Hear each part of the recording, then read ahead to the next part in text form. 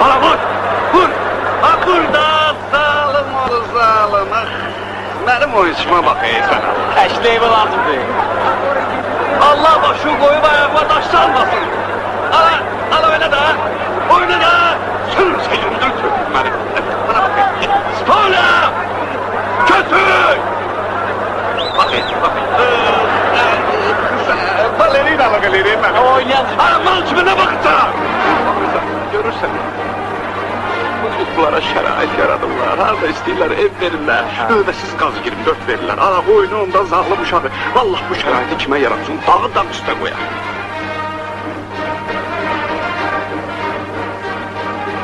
Hayır bizim əziyyətimizdə. Şartlıqlarda görüşək. Hələlik.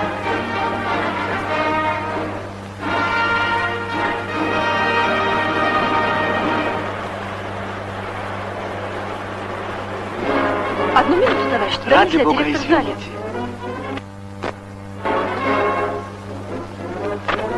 Salam.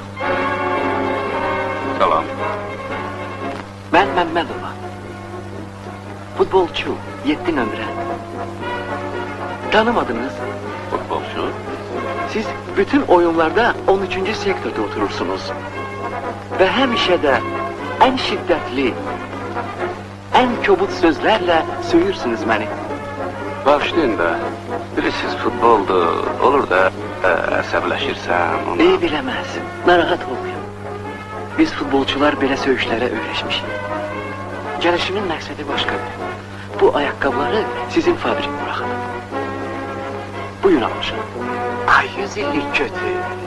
Günah səni bura direktor qoyandadır. Bu nə ayaqqabılardır belə tikirsiz? Sizin başınıza daş düşeydi bu ayaqqabıları tikən yerdə. Fərsizin biri fərsiz. Nə mal kimi gözləri vibayatmışsən?